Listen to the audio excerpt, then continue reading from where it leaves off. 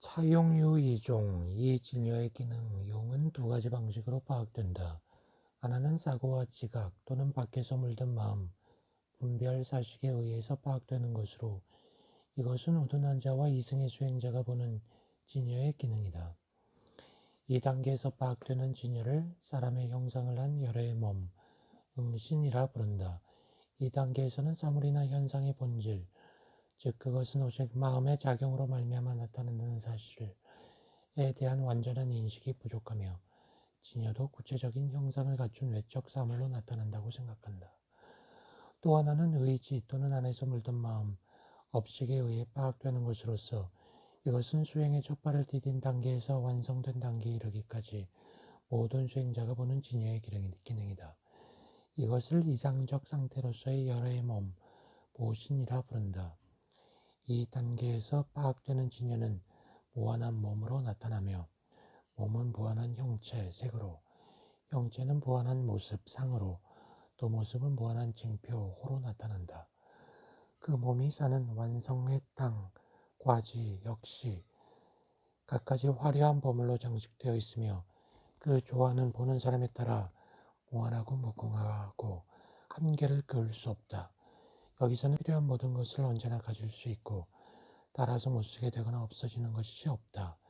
이와 같이 무한한 공덕과 복락, 낙상은 모두 여러 바람일을 통해 선행을 쌓은 결과이며 그 선행이 신비로운 운석을 일으킨 결과이다. 이상적 상태로서의 열애의 몸, 보신이라는 것은 이것을 가리킨다. 또한 우둔한 자들이 보는 진여는 굵은 모양으로 나타나며 그들이 그 6가지의 윤회결 6도 중에 어디에 있는가에 따라 다른 모습으로 나타난다. 그들이 보는 진여는 사람의 형상을 한 열애의 몸, 응신에 머물러 있으며 따라서 그것은 완성의 땅에서 보는 것과 같은 무한한 복락의 경지가 아니다. 그 다음 수행의 첫 발을 디딘 수행자들은 진여의 실체에 관하여 깊은 믿음을 가지고 있기 때문에 부분적으로나마 진여를 볼 수 있다. 그들은 진여가 나타내는 구체적인 형태나 화려한 보물 등이 바깥에서 오가는 일들이 아니고 오직 마음속의 일이며 지각에 의하여 한계를 그을 수 있는 것이 아니라는 것, 그리고 그것은 진여 그 자체와 별개가 아니라는 것을 안다. 그러나 아직 차별적 지각에서 벗어나지 못하였고 아직 진여 그 자체로서의 열애의 몸, 법신을 보는 경지는 이르지 못했다. 그러나 정심지에 이르면 그들은 진여의 오묘한 경지를 볼 수 있게 되고 한층 더 신비스러운 기능을 발휘할 수 있게 되며 보살지의 마지막 단계에서는 진여의 완전한 형태를 보게 된다. 이 단계에서는 의지의 발동, 업식에서 자유로울 수 있기 때문에 일체의 심상, 견상에서 벗어난다. 진여 그 자체로서의 열애의 몸 법신에서는 사물의 형체가 이러이러하다든가 이러이러한 것으로 된다든가 하는 것이 더 이상 의미가 없게 된다. 진여 그 자체로서의 열애의 몸 법신이 형체나 양상을 가지지 않는다고 말하면서 그와 동시에 위와 같은 여러 가지 훌륭한 상태나 작용을 나타낸다고 말하는 것은 모순이 아닌가요? 대답은 다음과 같다. 진여 그 자체로서의 열애의 몸이라는 것은 모든 형체의 본체, 색체이며 그것은 여러 가지 다양한 형체로 표현될 수 있다. 이것은 곧 형체와 마음은 둘이 아님, 색심분리를 뜻한다. 첫째로 형체의 본성은 마음이다. 색성 즉 지. 형체의 본성은 특정한 형체를 가지지 않는다. 진여 그 자체로서의 열애의 몸을 마음의 몸, 지신이라고 부르는 것은 이 때문이다. 둘째로 마음의 본성은 형체이다. 지성 즉 색. 진여 그 자체로서의 열애의 몸은 모든 곳에 퍼져 있다고 말하는 것은 마음의 본성의 표현인 형체가 모든 곳에 퍼져 있다는 것이다. 우리의 지각에 나타나는 형체는 한계를 그을 수 있는 것이 아니고 다만 마음의 작용에 따라 유일 총체로서의 모든 것을 드러내고 있다. 모든 수행자, 모든 훌륭한 행적과 화려한 보물 등등은 모두 이 총체 속에서 상이한 형태로 나타나지만 그 사이에는 구분도 모순도 없다. 다만 이것은 현상적인 마음의 인식 능력, 심식으로는 파악될 수 없는 진여 자체의 자재용이다. 이제 현상의 세계, 생면문을 따라 실제의 세계의 진여문으로 들어가는 경로를 보이겠다. 이른바 현상적 자아를 이루는 5가지 요소들 오음은 깨고 들어가 보면 형체, 색과 마음, 심의 2 요소로 귀착된다. 그러나 형체, 육친 경계는 결국 마음에 의하여 파악될 수 있는 것이 아니요 무념, 마음 또한 형체를 가지고 있지 않다. 무형상. 그렇기 때문에 마음이 무엇인가를 찾으려고 세상을 헤매도 끝내 찾지 못한다. 마치 사람이 길을 잃고 동을 서라 하지만 방위는 여전히 그대로인 것과 같이 무명이 길을 잃고 마음을 상념이라고 하지만 마음은 여전히 그대로이다. 만약 마음은 원래 상념을 가지고 있지 않다는 것, 무념. 다시 말하여 상념은 마음의 헛된 움직임이라는 것을 애써 알아낼 수 있다면 사람은 누구나 실제의 세계 진여문을 받아들이고 거기에 들어갈 수 있을 것이다. 이제 마하야나의 가르침에 관한 일반적 오해를 들고 그것을 바로잡겠다. 일체의 오해는 모두 나로 말미암은 편견이며 그 나를 버리면 오해와 편견도 사라진다. 그 편견에는 2가지가 있다. 하나는 사람으로서의 나의 생각을 내세우는 것, 인하견이요. 또 하나는 진리로서의 마하야나의 가르침을 내세우는 것, 법화견이다. 인하견자 의제범부설. 인하견이라고 하는 것은 제범부의 이론을 의지한다. 유오종 5가지 종류가 있다. 운나위오 그 5가지가 무엇인가? 첫째로 열애법신은 끝까지 정막 그대로이며 허공과 같다는 경전의 말을 들을 때 그들은 그것이 자기의 집착을 깨뜨리기 위한 것인 줄 알지 못하고 허공이 곧 열애의 본성이라 생각한다. 이 오해는 다음과 같은 점을 밝힘으로써 바로잡을 수 있다. 일상적 의미에서의 허공이라고 하는 것은 상념의 대상을 그 양상에 의해서 규정하는 것, 망법이며 상념의 다른 대상과 마찬가지로 실제가 아니라는 것이다. 재무부실, 그것은 단지 눈에 보이는 물체, 색과 대비하여 그런 물체가 없는 상태를 나타낼 뿐이다. 이와 같이 양상으로 나타나는 한 허공은 상념의 수준에 머물러 있다. 그러나 눈에 보이는 모든 물체는 원래 마음이며 외부적인 형상이 있는 것이 아니다. 그리고 외부적인 형상이 없는 한 허공이라는 말로 기술될 수 있는 것도 없다. 다시 말하면 우리의 인식에 파악되는 모든 대상은 오직 마음의 헛된 움직임으로 나타난다. 마음의 헛된 움직임이 없으면 모든 대상이 사라지고 오직 하나인 참마음, 유일 진심만 온 세상에 퍼져 있게 된다. 열애의 넓고 큰 지혜, 열애의 광대 성지라는 것은 이것을 말한다. 그것은 상념에 나타나는 허공상을 뜻하는 것이 아니다. 둘째로 세상의 모든 사물은 그 본체에 있어서는 빈 것, 공이요, 열반이라든가 진여라는 것도 결국 빈 것이다. 그것은 원래 빈 것이며 일체의 양상에서 벗어나 있다는 경전적 말을 들을 때 그들은 그것이 자기의 집착을 깨뜨리기 위한 것인 줄 알지 못하고 진여와 열반은 그 본성이 오직 빈 것이라고만 생각한다. 이 오해는 다음을 밝힘으로써 바로잡을 수 있다. 즉 진여 또는 열의 법신은 비지 않은 것, 불공이며 모든 훌륭한 성질과 공덕을 갖추고 있다는 것이다.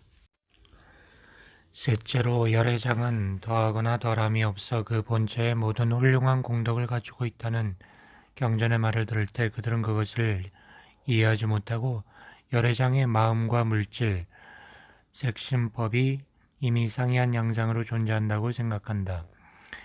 이 오해는 다음과 같은 점을 지적함으로써 바로잡을 수 있다. 즉 여기서 더하거나 덜함이 없다든가 모든 훌륭한 공덕을 갖추고 있다는 것은 진여 그 자체에 관하여 말하는 것이며 그것이 마음과 물질의 상이한 양상을 나타내는 것처럼 들리는 것은 진여를 상념에 파악되는 모습으로 표현하기 때문이라는 것이다.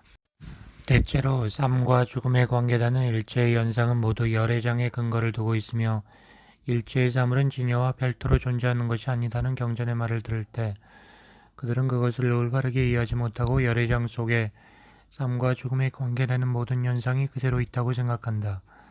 이것은 다음과 같은 점을 지적함으로써 바로잡을 수 있다.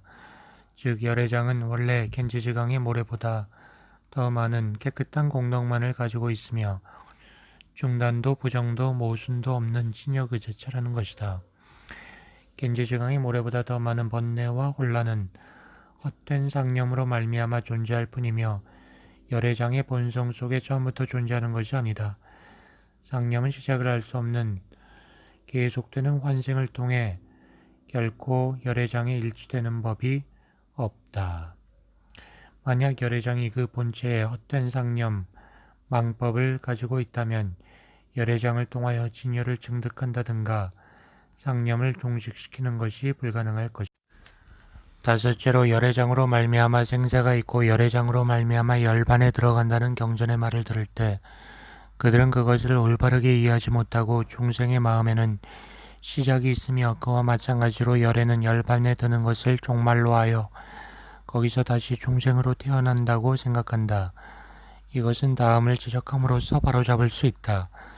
즉 열애장에는 그 이전이라는 것이 없으며 무명 또한 시작이 없다는 것이다.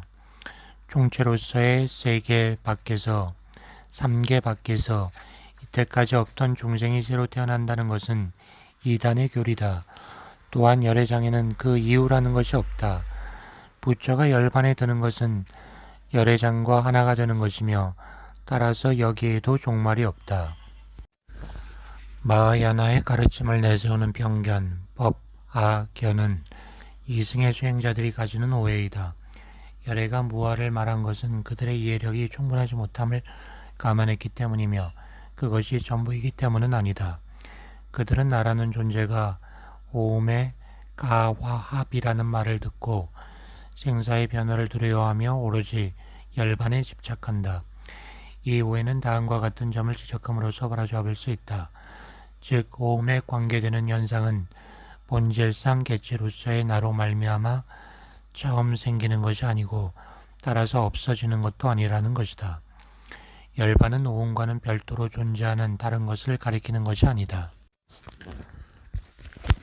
마지막으로 위에 그릇된 집착에서 완전히 벗어나기 위해서는 상념에 물든 현상, 연법도 진여의 깨끗한 본체, 정법도 모두 상대적인 것이며 그 자체로서 기술될 수 있는 것이 아님을 알아야 한다. 일체의 사물과 현상은 처음부터 물질도 마음도 아니며 비색, 비심, 지혜도 상념도 아니며 비지, 비식, 있는 것도 없는 것도 아니다. 비유, 비무, 그것은 언어로 형용할 수 있는 것이 아니다. 그럼에도 그것을 언설로 나타내는 것은 열애의 뛰어난 방편, 즉 열애가 언설을 빌어 중생을 깨달음으로 이끌기 위한 방편이며 그것은 모두 상념을 떠나 진여로 돌아가게 하는데 그 참뜻이 있다. 사물과 현상에 대하여 상념을 품는 것은 곧 마음이 현상계에 머물러 있다는 뜻이며 마음이 거기에 머물러 있는 한 참된 지혜, 실지에는 도달할 수 없다. 이제 뜻을 세워 깨달음으로 나아가는 길을 단계별로 제시하겠다. 그 길은 모두 부처가 이미 증득하여 있는 길이며 모든 수행자가 발심하고 수행하여 나가는 길이다. 발심, 즉 믿는 마음을 일으키는 것에는 크게 세 단계가 있다. 첫째는 믿음을 이루는 발심, 신성취 발심이고 둘째는 이해와 실천의 발심, 해행 발심이고 셋째는 증득의 발심, 증발심이다. 먼저 믿음을 이루는 발심, 신성취 발심에 관하여 어떤 사람이 어떤 수행으로 믿음을 이룰 수 있으며 깨달음을 향한 마음을 일으킬 수 있는가? 믿음을 이루는 발심은 이른바 믿음이 확고하지 못한 무리, 불정취에 해당한다. 그들은 훈습에 의하여 좋은 자질과 능력을 가지면서 업보의 법칙을 믿고 집선업을 행하며 생사의 괴로움을 멀리하고 최상의 지혜를 추구한다. 그들은 여러 깨달은 자를 만나 가까이 모시면서 공양하고 믿음과 행실을 닦아 1만 겁이 지나면 믿음을 이루게 된다. 그들은 부처와 수행자의 가르침에 의하여 발심하지만 때로는 스스로의 자비심 때문에 자발적으로 발심할 수도 있고 때로는 부처의 가르침, 정법이 세상에 사라지려는 것을 보고 그것을 지키려고 자발적으로 발심할 수도 있다. 이와 같이 믿음을 이루고 믿음을 일으킨 사람은 믿음이 확고한 물이 쥐에 들어가서 끝까지 물러서거나 되돌아가지 않는다. 이 상태를 열의 울타리 속에 산다. 주열의 종중이라고 하고 깨달음의 인연이 닿았다. 정인상응이라고 한다. 약유중생 성근 미소 그러나 또한 자질과 능력이 충분하지 못하고 오랜 동안의 번뇌에 깊고 두껍게 쌓여있는 사람들도 있다. 그들도 깨달은 자를 만나 공양을 하지만 그들의 노력은 인간계 또는 천상계에 태어나거나 이승으로 태어나도록 하는 정도에 지나지 않는다. 그들은 대승의 진리를 추구하려고 하더라도 바탕이 튼튼하지 못해 나아갔다가는 다시 물러서는 일을 되풀이한다. 그 중에는 때로 여러 깨달은 자를 공양하기를 1만 겁을 다 때우기 전에 도중에 우연히 외적 계기 연을 만나 발심하는 사람도 있다. 말하자면 깨달은 자의 용모를 보고 발심한다든지 여러 승단을 공양하는 동안에 그것이 계기가 되어 발심한다든지 이승의 수행자들의 가르침을 받고 발심하는 것 등이 그것이다. 그러나 이런 발심은 모두 확고하고 믿음을 바탕으로 하지 않은 것이어서 좋지 못한 인연을 만나면 되보하여 이승의 경지로 타락하고 만다. 다음, 믿음을 이루는 발심에서 발심이라는 것은 어떤 마음을 일으킨다는 것인가? 그것은 세 가지이다. 첫째는 고든 마음, 직심으로 이것은 오직 진여만을 생각하며 그리워한다는 뜻이며 정념이란 뜻이며 둘째는 기쁜 마음, 심심으로서 이것은 일체의 선행을 쌓는다는 뜻이며 셋째는 대비의 마음, 대비심으로 이것은 중생의 모든 괴로움을 없애려는 큰 소원을 가지고 있다는 뜻이다. 앞에서는 일체의 삶으로는 오직 하나인 진여의 표현이며 부처의 본체는 둘이 아니다라고 말했다. 그렇다면 그 하나인 진여만을 집중적으로 생각하며 그리워하기만 하면 될 것인데 어찌하여 또다시 여러 선행을 배우고 실천해야 한다고 말하는가? 답은 이러하다. 이것은 만이라는 큰 구슬에 비유하여 설명할 수 있다. 이 구슬은 원래 맑고 깨끗한 성질을 지니고 있지만 흙과 먼지로 때가 끼어 있다. 만약 사람이 그 구슬의 원래의 성질만을 생각하고 그리워하면서 여러 가지 방편으로 갈고 닦지 않는다고 한다면 원래의 그 깨끗한 성질이 나타나지 않을 것이다. 중생의 마음도 이와 같다. 진여는 원래 맑고 깨끗한 성질, 재성을 가지고 있지만 끝없는 번뇌로 물들고 때가 끼어서 여러 가지 방편으로 오랫동안 수행, 훈수하지 않으면 원래의 그 깨끗한 성질이 나타나지 않는다. 그때가 온 누리에 구석구석 퍼져 있는 만큼 선행도 온 누리에 걸쳐 이루어져야 그것을 벗길 수 있다. 그리하여 사람이 모든 착한 일을 열심히 행하면 자기도 모르는 사이에 자연, 진여로 돌아가게 된다.